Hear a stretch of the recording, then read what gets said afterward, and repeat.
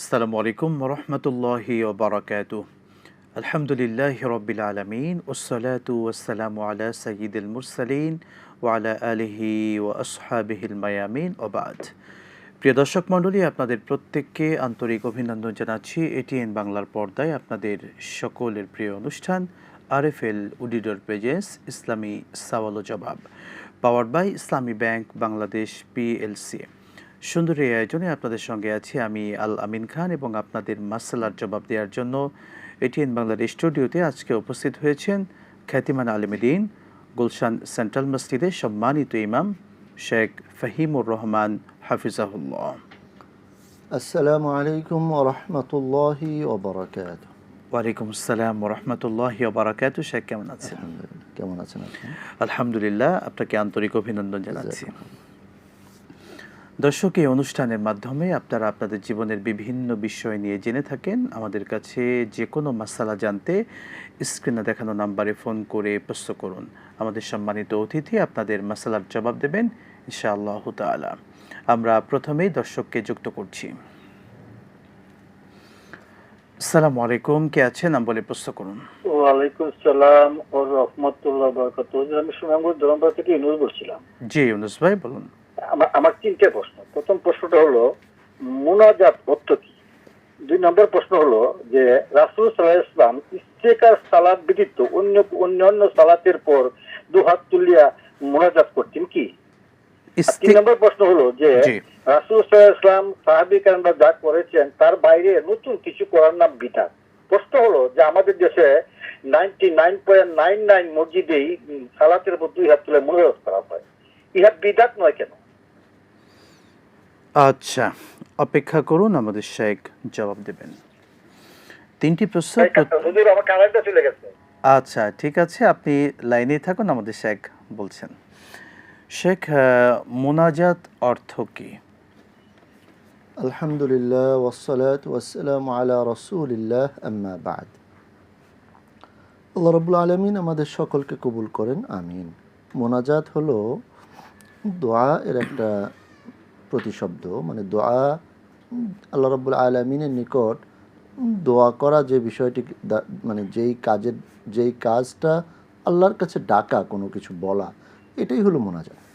মোনাজাত হলো রব্বুল আলামিনের কাছে নাজাত চাওয়া, মুক্তি চাওয়া, আল্লাহ তাআলার কাছে আশ্রয় চাওয়া, পানাহ চাওয়া। তো রব্বুল আলামিনের কাছে দুহাত তুলে অথবা হাত না উঠিয়ে নিজেদের হৃদয়ের যাবতীয় চাহিদা, আবেদন নিবেদন উপস্থাপন করার যে প্রক্রিয়াটা, এটা হলো মোনাজাত।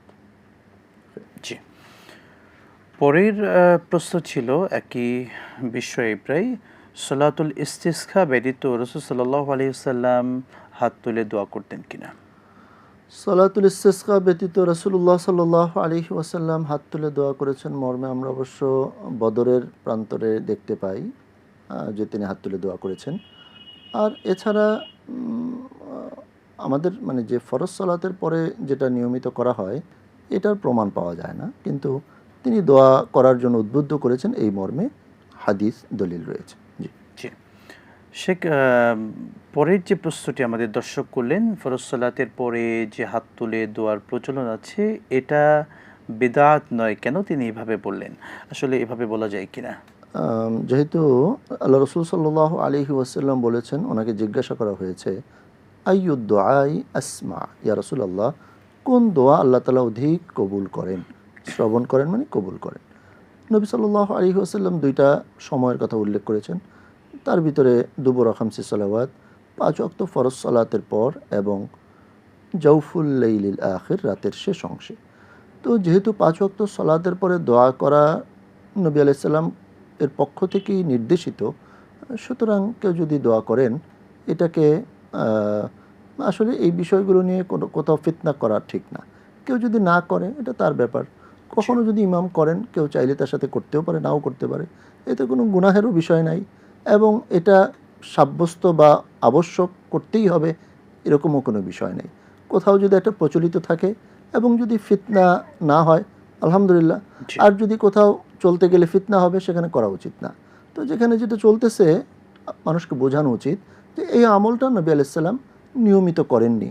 তো মানুষ একটা পর্যায়ে যদি বুঝে এটা ছেড়ে দেয়, বাস আলহামদুলিল্লাহ, কিন্তু এটা নিয়ে ফিতনা করার কোনো সুযোগ নেই। আল্লাহ আমলের তৌফিক দান করুন, আমিন।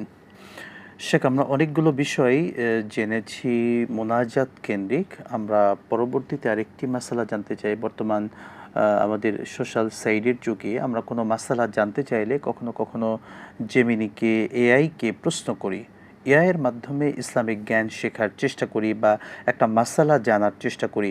এই যে এআইয়ের মাধ্যমে ইসলামিক জ্ঞান কিংবা মাসালা জানার চেষ্টা করছি, এটা কি আমাদের সঠিক তথ্য পাওয়া যাবে কিনা কিংবা সেখান থেকে জ্ঞান শেখা যাবে কিনা? আসলে যে কোনো প্রযুক্তি দিনই কাজে ব্যবহার করতে নিষেধ নাই, কিন্তু এটা তো যেহেতু আর্টিফিশিয়াল ইন্টেলিজেন্স, তো সে তো মানে এই ওয়েবে যে তথ্য আছে এখান থেকে সে বাছাই করে একটা তথ্য দেয়। তো এটা সহায়ক হইতে পারে, কিন্তু ওইটাকেই মূল মাধ্যম মনে করা উচিত না। বরং মূল শিক্ষার মাধ্যম হলো আল কোরআন এবং আস সুন্নাহ, এবং যারা কোরআন এবং সুন্নাহ জানেন তাদের কাছ থেকেই আমাদেরকে মাসআলাগুলো জানতে হবে, শিখতে হবে। কারণ রব্বুল ইজ্জাত ওয়াল জালালের স্পষ্ট নির্দেশনা কোরআন মাজিদে, আউযু বিল্লাহি মিনাশ শাইতানির রাজিম, ফাসআলু আহলায যিকরি ইন কুনতুম লা তা'লামুন, যারা জানেন এবং যারা মানে এই বিষয়ে দক্ষ, অভিজ্ঞ, প্রাজ্ঞ, তাদের কাছে জিজ্ঞাসা করো যদি তোমরা না জেনে থাকো। তাহলে আমাদেরকে জানার জন্য এই জ্ঞানীদের কাছে যেতে হবে। এই মানে যেই ইন্টারনেট থেকে শিক্ষাটা সব সময় আপনি যে একদম স্বচ্ছ বা সঠিক পাবেন, এটা কিন্তু সব সময় সঠিক নয়। কারণ দিনকে বিকৃত করার জন্য অনেক মহল তারা ব্যস্ত আছে। কোনো ভুল তথ্য দিয়ে যদি আপনাকে গোমরা করতে পারে, তাদের মানে শয়তান তখন লাভবান হয়। তো ওই জায়গা থেকে বাঁচার জন্য আমাদের উলামায়ে কেরামের কাছেই আসা উচিত। আল্লাহ বোঝার তৌফিক দান করুন। আসসালামু আলাইকুম, কে আছেন নাম বলে প্রশ্ন করুন। আসসালামু রাহমাতুল্লাহ। মোহতারাম আব্দুল জব্বার বলছিলাম পাবনা থেকে। জি বলুন দর্শক। আমি প্রশ্ন করতে চাই, ধন্যবাদ আপনাকে এবং সহায়ক অতিথি স্যারকে। আমি প্রশ্ন করতে চাচ্ছি যে আল্লাহ তাআলা তো ওই সব কিছু তাকদীর মানুষ সৃষ্টি করার আগেই সৃষ্টি করেছে। তা হায়াত তো সৃষ্টি করেছে আগে, দুয়ার বদলতে হায়াত আল্লাহ পরিবর্তন করে। তা আল্লাহ যে হায়াতটা সৃষ্টি করলো, এই জায়গায় পরিবর্তনের কথা শোনা যায়, আর কিছু না। এ ব্যাপারে বলবেন যে দুয়ার বদলতে হায়াতটাকে আল্লাহ পরিবর্তন করে। জি, আর সংক্ষিপ্ত প্রশ্ন, আর কয়েকটা ছোট ছোট প্রশ্ন করতেছি। নবী অর্থ কি? আমরা নবী নবী করে আসলে নবী মানে কি জানি না। আর স্যারের কাছে আর যে যাতে সালাতুত তাসবিহ নামাজ, এই দোয়াটা নিয়তের আগে অনেকে পড়ে, আবার নিয়ত বাঁধিয়ে করে 15 বার, যে নিয়তের নিয়ত করার পর করে। অনেকে আবার বলে যে নিয়তের আগে করতে হয়, এটা তো নামাজ না শুরু হওয়ার আগেই। এ বিষয়ে তুমি ভালো ক্লিয়ার, কোন সময় কোনটা বলতে পারতাম, খাতা কলম আমার সাথে লিখে নিতে পারতাম। আর একটা প্রশ্ন হচ্ছে, আমি এক আলেমের কাছে শুনছি সাবাকাত বিরাহমাতি গাদাবি, সাবাকাত বিরাহমাতি গাদাবি, এর অর্থ যে আল্লাহর রাগের দয়ার কাছে রাগ বিলীন হয়ে যায়, এটা আরশ পাল্লায় লেখা আছে। এটা কতদূর সত্য? এই আছে। আসসালামু আলাইকুম।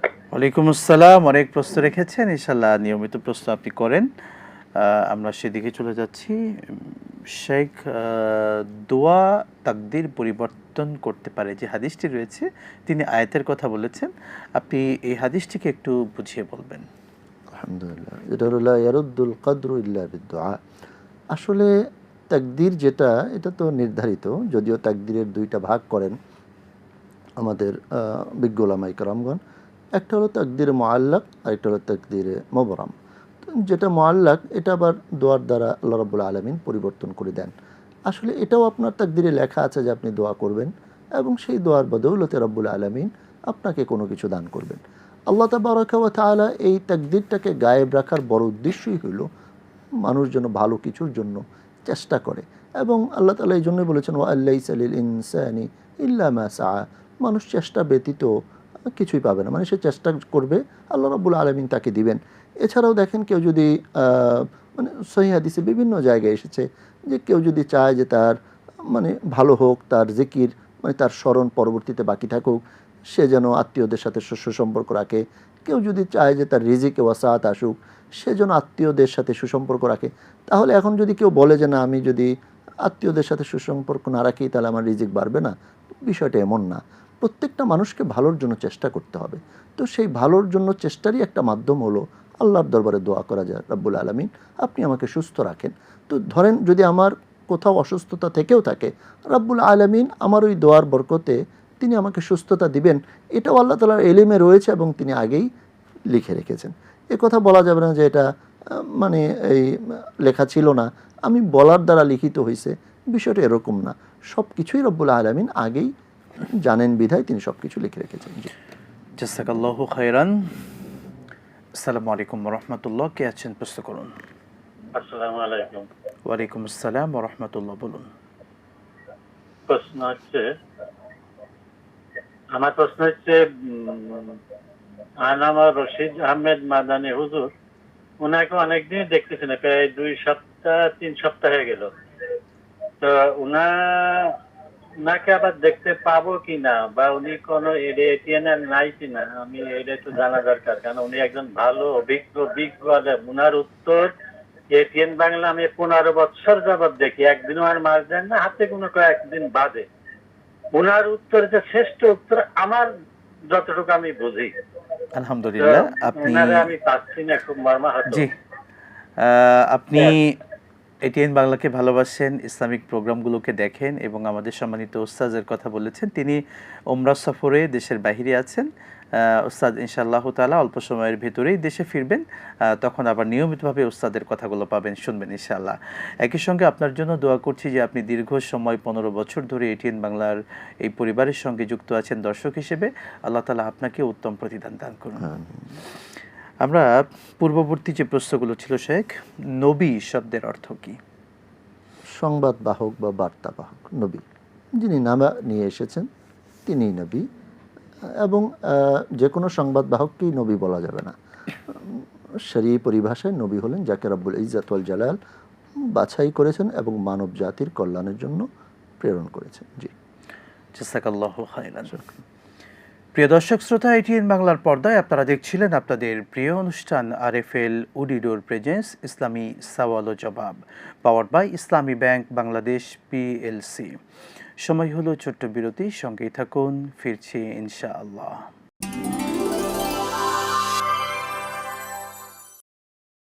বিরতির পর আবারও আপনাদের প্রত্যেককে আন্তরিক অভিনন্দন জানাচ্ছি এটিএন বাংলার পর্দায় আপনাদের সকলের প্রিয় অনুষ্ঠান আরএফএল উডিডোর প্রেজেন্স ইসলামী সওয়াল ও জবাব, powered by Islami bank Bangladesh PLC. দর্শক, এই সুন্দর অনুষ্ঠানে আপনিও যে কোনো বিষয়ে জানতে চাইলে স্ক্রিনে দেখানো নাম্বারে ফোন করে প্রশ্ন করুন। আজকে মাসালার জবাব দিচ্ছেন শেখ ফাহিমুর রহমান হাফিজাহুল্লাহ। শেখ, আমরা অনেকগুলো বিষয় এর পূর্বে জেনেছি, একটু আসতে চাই সলাতুত তাসবিহ নিয়ে। আমাদের দর্শকের প্রশ্ন ছিল সলাতুত তাসবিহের নামাজের ব্যাপারে একটু বলতেন।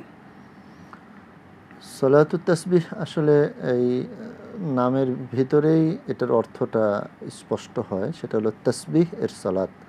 যে সালাতের ভিতরে অনেকবার তাসবিহ পাঠ করা হয়। তো তার ভিতরে যেহেতু এটা ইখতিলাফি একটা মাসআলা, এটা নিয়ে অনেকেই বলেছেন যে সালাতে তাসবিহ বলতে কোনো সালাত নেই, বরং কেউ যদি চায় আল্লাহর দরবারে সালাত আদায় করতে, উনি 2 রাকাত সালাত আদায় করবেন, যেটা আমরা সালাতুল হাজত বলে থাকি, এটাও হতে পারে। কিন্তু সালাতে তাসবিহ যে কিছু ফজিলত আছে, জীবনে একবার হলেও তার পড়া উচিত, অথবা বছরে অথবা মাসে, আসলে এই ধরনের বিষয়গুলো একটু মুখতালাফি। তবে যে তাসবিহর কথা বলা হয়েছে, ওনার প্রশ্ন ছিল যে নিয়তের আগে, মানে দাঁড়ানোর আগেই পড়বে কিনা। না, এটা যেই নিয়মগুলো এসেছে সেটা হলো যে কেউ যদি এটা পড়তে চায়, সে তাকবীরে তাহরিমার পর থেকে তাসবিহ শুরু করবে, কারণ তাকবীরে তাহরিমার দ্বারাই সে সলাতে প্রবেশ করে। জি, এই মুখতালাফ বিষয় যেহেতু, আমরা এটা নিয়ে আর বিশদ ব্যাখ্যায় গেলাম না। জি, আমরা দর্শককে নিচ্ছি। আসসালামু আলাইকুম। লাইনটি সম্ভবত বিচ্ছিন্ন হয়েছে, আমরা অপেক্ষায় রইলাম, আপনি আবারও চেষ্টা করুন। শেখ, আমরা একটু আসতে চাই, আমরা যখন মৃত মানুষকে কবরে মাটি দেই, মাটি দেওয়ার সময় কোন দোয়াটা পড়ব? যে কোনো কাজ করতে হয় আল্লাহর নামে, বিসমিল্লাহ বললেই হয়ে যায়। কিন্তু মাশহুর আছে মিনহা খালাকনাকুম ওয়া ফিহা নুঈদুকুম ওয়া মিনহা নুখরিজুকুম তারাতান উখরা, এটা একটা আয়াতের অংশ, কিন্তু মূলত বিসমিল্লাহ বলে রাখবে, বাস এটাই যথেষ্ট। এটাতে আর মানে ওইটা পড়তেই হবে, বাকি যে পারে না সে মাটিতে নামবে না, মাটি দিবে না, এরকম কোনো বিধান নেই। এবং এই দোয়া না পড়লেও কোনো অসুবিধা নেই। এটা মানে কোনো এরকম জরুরি কোনো রেওয়ায়েত আসেও নাই, এটা পড়েই তারপরে মাটি দিতে হবে। জি, আল্লাহ তাআলা বোঝার তৌফিক দান করুন, আমিন। আসসালামু আলাইকুম রহমতুল্লাহ, কে আছেন বলুন। আমি টিভির ভলিউম কমিয়ে কথা বলুন। হ্যাঁ, আমার স্বামীর কারণে বুঝছেন, আমার স্বামীর কথা জানতে চাই। আচ্ছা বলুন। আমার বিয়ের পর থেকে বুঝছেন, আমার স্বামী কিন্তু অন্য রকমের। 30 বছর হচ্ছে আমাদের বিয়ে। আমার স্বামী তার ছেলে দুটাকেও সে দেখতে পারে না, আমাকে সহ্য করতে পারে না। মানে উনি আমার তার হক থেকে আমার ছেলে দুটাকে আমাকে মানে বঞ্চিত করে রাখছে। সে বাহিরে মহিলা নিয়ে স্বামী করে যদি বাসা বাড়াতে থাকে 30 বছর ধরে একই অবস্থা, বুঝছেন। আর আমাকে হচ্ছে মেরে ফেলে দিতে চাই, কালা জাদু করে রাখছে আমাকে। ঢাকায় বাসা ছিলাম, এদিকে 1 বছর হলে চলে আসছি। একেবারেই অন্যরকম। আচ্ছা 2টা মহিলা আছে, সে 2টা মহিলাই মেন। এখন বরিশালে এক মহিলা আছে, ময়মনসিংহে আচ্ছা, আপনার 1 নম্বর বাড়ি।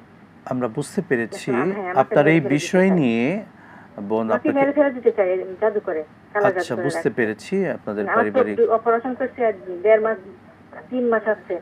এই 3 মাস হচ্ছে আমার চোখ অপারেশন করছে, কিন্তু ভালো হচ্ছে না। চোখের উপর দিয়ে চোখ অন্ধ করে দেওয়ার জন্য কিডনি দুটা ড্যাম করে দিয়েছে। আচ্ছা আপনি অপেক্ষা করুন, আমাদের হুজুর বলবেন, আমাদের হুজুরের কথাগুলো আপনি ভালো করে শুনুন, উনি কি পরামর্শ দেয়। শেখ আমাদের বোনের কথাগুলো বুঝতে পেরেছেন। আমাদের বহু ফ্যামিলিতে এই সমস্যাগুলো আছে। 30 বছরের সাংসারিক জীবন, 2জন সন্তান রয়েছে, কিন্তু স্বামী সন্তান এবং এই স্ত্রীকে টোটালি দেখতেই পারে না, হক থেকে বঞ্চিত করে বিভিন্নভাবে ক্ষতি করার চেষ্টা করে। আসলে এই যে ফ্যামিলির সমস্যাগুলো আমরা দেখতে পাচ্ছি কেন হচ্ছে, এবং আমাদের এই বোনকে কি পরামর্শ দেবেন। আল্লাহু আকবার। আল্লাহ রাব্বুল আলামিন যেন আমাদের প্রত্যেকটি পরিবারকে হেফাজত করেন। প্রথম কথা হলো যে আমরা ওনার জন্য দোয়া করি রব্বুল আলামিন যেন ওনাদের এই পারিবারিক সমস্যাটার সমাধান করে দেন। পাশাপাশি আমাদের পুরুষদের এবং নারীদের সকলেরই একটা বিষয় জানা উচিত যে আমাদের কিন্তু এই দুনিয়ার জীবনটাই শেষ নয়, আখিরাতের একটা জীবন রয়েছে। সেখানে রব্বুল ইজ্জাত ওয়াল জালাল আমাদের প্রতিটি কর্মকাণ্ড সম্পর্কে জিজ্ঞাসা করবেন, আমি কি করেছি এবং কি করা উচিত ছিল সেটা করেছে কিনা। দেখেন, একজন স্বামীর তার স্ত্রীর প্রতি, সন্তানের প্রতি কিছু হক রয়েছে, অধিকার রয়েছে।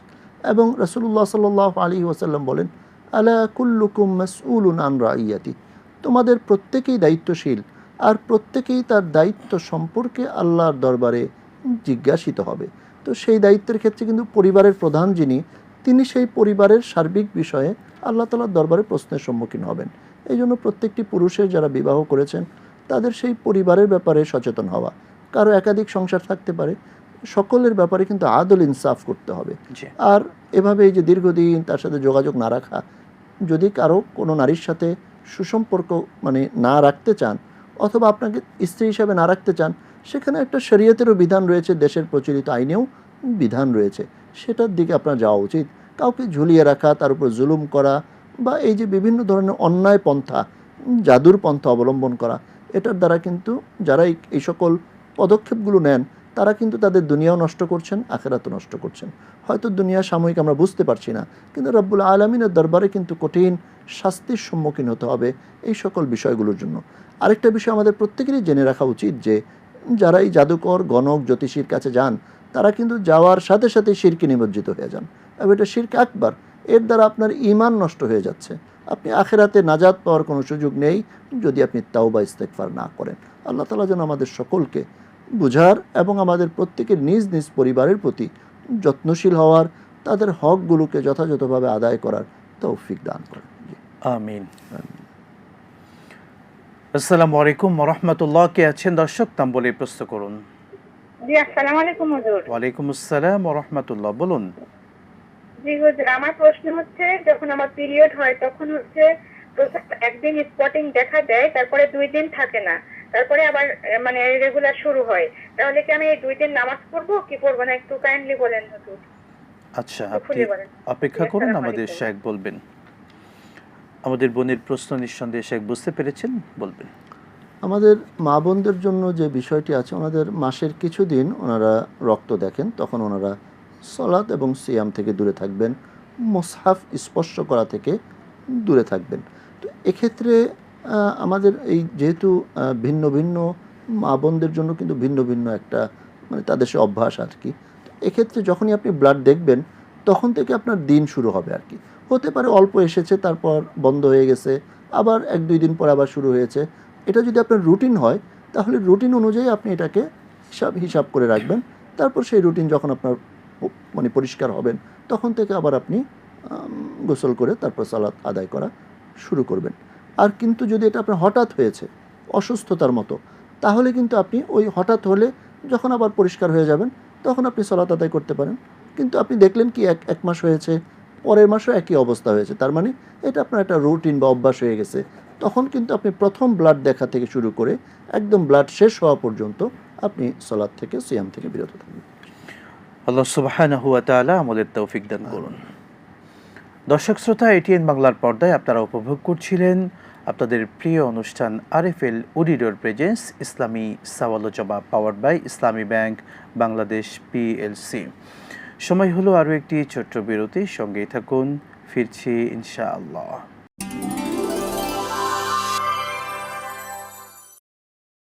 বিরতির পর আবারও আপনাদের সকলকে আন্তরিক অভিনন্দন জানাচ্ছি এটিএন বাংলার পর্দায় আপনাদের সকলের প্রিয় অনুষ্ঠান আরএফএল অডিটর প্রেজেন্স ইসলামী সওয়াল ও জবাব, powered by Islami bank Bangladesh PLC.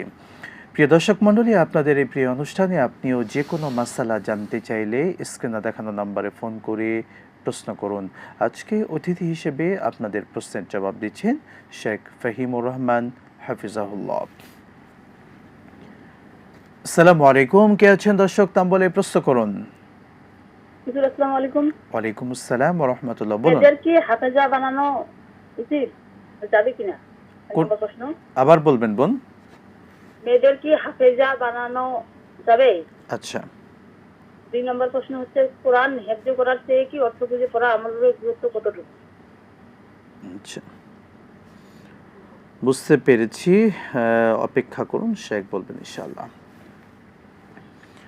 Sheikh, আমাদের বোনের প্রশ্ন, মেয়েদেরকে হাফেজা বানানো এটা জায়েজ কিনা তিনি বলেছেন, বা এটার ফজিলত কি একটু বুঝিয়ে বলতেন।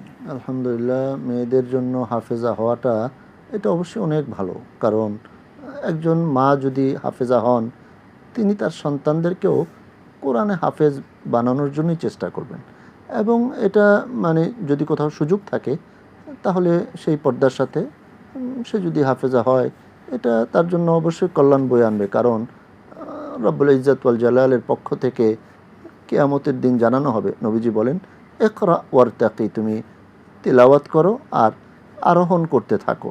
সুতরাং এটা তার জন্য অবশ্যই কল্যাণকর হবে যদি আমাদের সন্তানদেরকে, ছেলে হোক মেয়ে হোক, তাদেরকে কোরআনে হাফেজ বানানো যায়, তাহলে এটা তাদের জন্য এবং পরিবারের জন্য কল্যাণ বয়ে আনবে ইনশাআল্লাহ। ইনশাআল্লাহ তাআলা। পরের যে প্রশ্নটি ছিল আমাদের বোনের, পবিত্র কোরআন মুখস্থ করার চেয়ে অর্থ বুঝে পড়াটা বা অর্থ জানাটা বেশি গুরুত্ব কিনা? দুইটাই গুরুত্বপূর্ণ। কোরআন মাজিদের মুখস্থ করাও গুরুত্বপূর্ণ, কারণ এটা আপনার সালাতে তিলাওয়াত করতে হবে। এই তিলাওয়াত আমাদের জন্য সাক্ষী হবে। পাশাপাশি কোরআন মাজিদের এলেম যার ভিতরে যত বেশি আছে, সে আল্লাহ রাব্বুল আলামিনের কাছে তত বেশি প্রিয় হওয়ার সুযোগ থাকবে। সে রাতে বা দিনে যখনই সে সালাত আদায় করে, বিশেষ করে রাতের গভীরে দীর্ঘ সময় সে তিলাওয়াত করতে পারবে। আর প্রতিটি মোমেনেরই কিন্তু কোরআন মাজিদের একটা অংশ অথবা পুরোটাই সম্ভব হলে তার হিফজে থাকা উচিত। হ্যাঁ, পাশাপাশি আপনার যে বিষয়টি এসেছে যে অর্থ সহ বুঝে পড়া, দেখেন ছোট ছোট শিশুরা, তারা কিন্তু আপনি যতই তাদের অর্থ বোঝান, সে ওই সময় অর্থ বুঝবে না। আপনি তখন তাকে মুখস্থ করাতে পারবেন। সুতরাং যদি সেই ছোট্ট সময় তাকে আপনি মুখস্থ করিয়ে ফেলেন, এরপর সে বড় হয়ে অর্থ বুঝবে আলহামদুলিল্লাহ। কারণ কোরআন মাজিদ আল্লাহ রাব্বুল আলামিন পাঠিয়েছেন এটার উপর আমল করার জন্য, এটা আমাদের জন্য দিক নির্দেশনা। তো সেই দিক নির্দেশনার অর্থ না জানলে, তাফসির ব্যাখ্যা না জানলে আমরা কিভাবে বুঝবো? সেই জন্য কোরআন মাজিদ হিফজ করাও যেমন জরুরি, কোরআন মাজিদের অর্থসহ বুঝে শুনে আমল করা এটাও জরুরি। তো কোনোটাকে কোনোটার চেয়ে কম বলার কোনো সুযোগ নেই। আল্লাহ বুঝে তৌফিক দান করুন।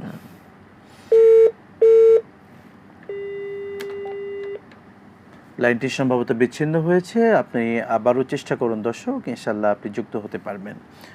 শেখ, আমরা অনেকগুলো বিষয় পেয়েছি আলহামদুলিল্লাহ। রবিউল আউয়াল মাস চলছে, এই মাসকে কেন্দ্র করে বিশেষ করে সিরাত জানার ব্যাপারে আমরা কিভাবে নিজেদেরকে একটু প্রস্তুত করতে পারি?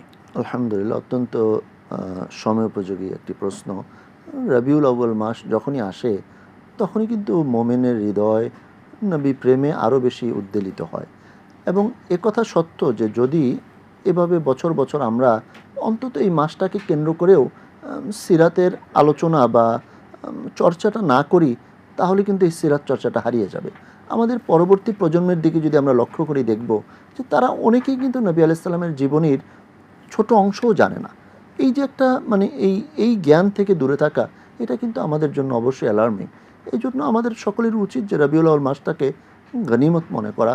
এটা একটা সুযোগ, বরং একটা নিয়ত করা যে না, আমি আমার প্রিয় নবীজির জীবনীটা জানবো, তার আদর্শটা জানবো, তিনি যে রাহমাতুল্লিল আলামিন ছিলেন, তার সেই আচরণগুলো, আখলাকটা কী ছিল, এটা জেনে আমাদের পরিবারকে জানিয়ে, আমাদের পরবর্তী প্রজন্মকে জানিয়ে এর সাথে সম্পৃক্ত করব। আশা করা যায় যে এর দ্বারা একটি কল্যাণ সমাজ গড়ে উঠবে ইনশাআল্লাহ।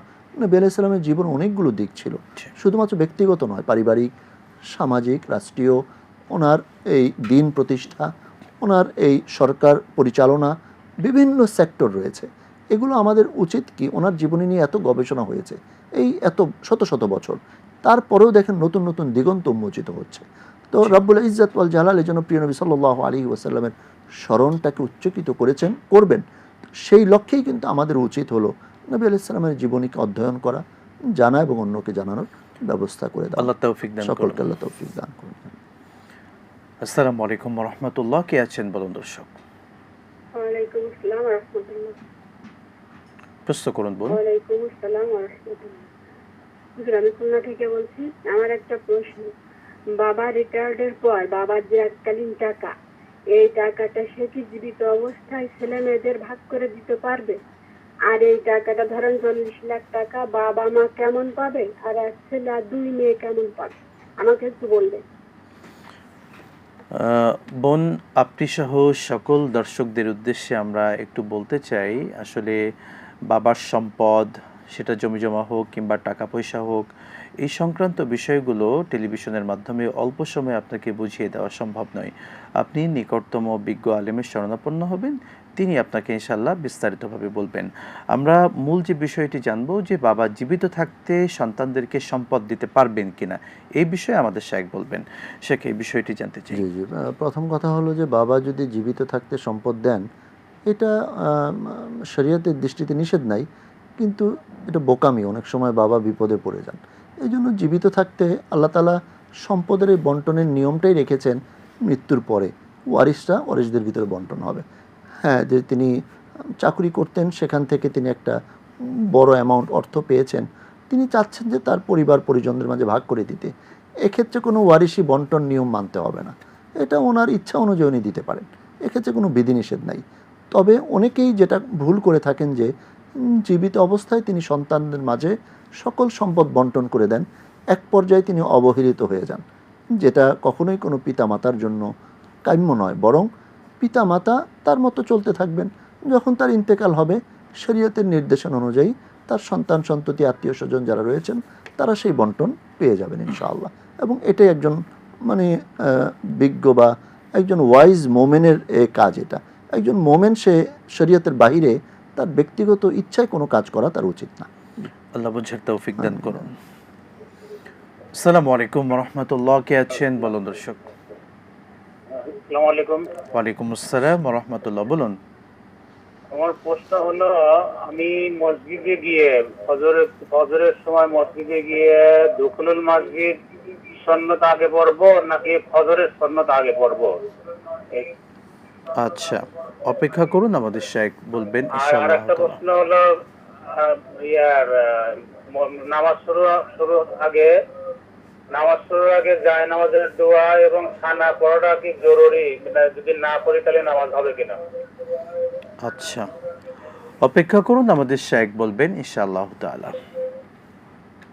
শেখ, ফজরে মসজিদে গিয়ে দুখুলুল মসজিদ আগে পড়বেন নাকি সুন্নত আগে পড়বেন?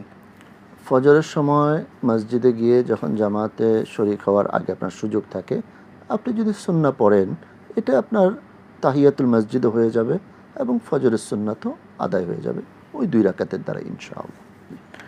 শেখ, একটু সম্পর্ক জানতে চাই, ফজরের যখন সালাতের ওয়াক্ত শুরু হয়ে যাবে, ওয়াক্ত পুরো সময় পর্যন্ত শেষ হওয়া পর্যন্ত এই সময়ের ভেতরে আসলে কোনো নফল নামাজ, অন্য যে কোনো নফল নামাজ সেটা পড়া যাবে কিনা?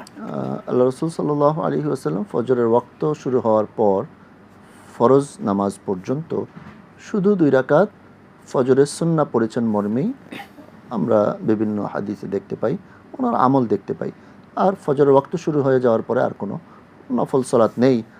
তবে কোনো কোনো ওলামায়ে কেরাম বলেছেন যেহেতু তিনি মসজিদে প্রবেশ করছেন, এই জন্য মসজিদের হক যেটা তাহিয়াতুল মসজিদ, এটা তিনি আদায় করতে পারবেন। তো এক্ষেত্রে কথা ওইটাই, যদি আপনি মসজিদে গিয়ে দেখেন যে না এখনও জামাত শুরু হয়নি, আপনি সুন্নাহ আদায় করতে চান, সেই সুন্নাহটা তাহিয়াতুল মসজিদ এবং সুন্নাহ দুটোই হয়ে যাবে। কেউ যদি গিয়ে দেখেন জামাত দাঁড়িয়ে গেছে, তখন আপনি জামাতে শরীক হবেন, এটাই আপনার তাহিয়াতুল মসজিদ হবে। আপনার যে সুন্নাহটা মিস করেছেন এটা আপনি সূর্যোদয়ের পরে পড়ে নেওয়াটা উত্তম।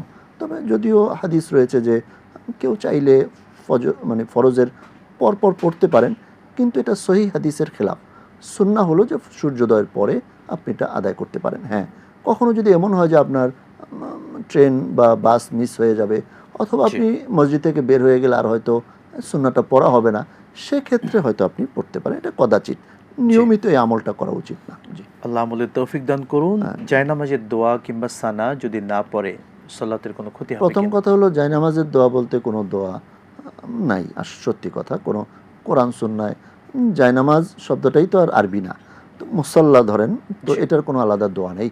সানা তাকবীর তাহরিমার পরে পড়তে হয়, এবং যদি কেউ না পড়েন এতে কোনো ওনার সলাতের ক্ষতি হবে না। তবে উত্তম এবং সুন্নাহ হলো সানা পাঠ করা। আল্লাহ সুবহানাহু ওয়া তাআলা আমাদেরকে আমলের তৌফিক দান করুন। আমিন। অনেকগুলো বিষয় নিয়ে জানলাম, সে খুবই সংক্ষেপে একটু জানতে চাই, রবিউল আউয়াল মাস উপলক্ষে বিভিন্ন স্কুল, কলেজ বা ইউনিভার্সিটিতে রাসূলকে জানার জন্য বিভিন্ন প্রোগ্রাম হচ্ছে, এই প্রোগ্রামগুলোকে আপনি কিভাবে দেখবেন? আলহামদুলিল্লাহ, এটাকে আরও বৃদ্ধি করা উচিত। বরং এটা সারা বছর জুড়ে কোরআন এবং সুন্নাহর আলোকে আমরা যেন আলোকিত হতে পারি। আমাদের এই জ্ঞান বৃদ্ধির এটা একটা মাধ্যম। নবীজির সিরাত যদি কেউ না জানে, সে তো দিনের অর্ধেক থেকে দূরে সরে গেল। আল্লাহ আমাদেরকে বোঝার তৌফিক দান করুন। আমিন। আপনাকে অসংখ্য ধন্যবাদ। জাযাকুমুল্লাহু খাইরান। প্রিয় দর্শক মণ্ডলী, এটিএন বাংলার পর্দায় আপনারা এতক্ষণ দেখলেন আপনাদের সকলের প্রিয় অনুষ্ঠান আরএফএল অডিটর প্রেজেন্স ইসলামী সওয়াল ও জবাব, powered by Islami bank Bangladesh PLC. আজকের মতো বিদায় নিচ্ছি, দেখা হবে আবারও। আসসালামু আলাইকুম ওয়া রাহমাতুল্লাহি ওয়া বারাকাতুহু।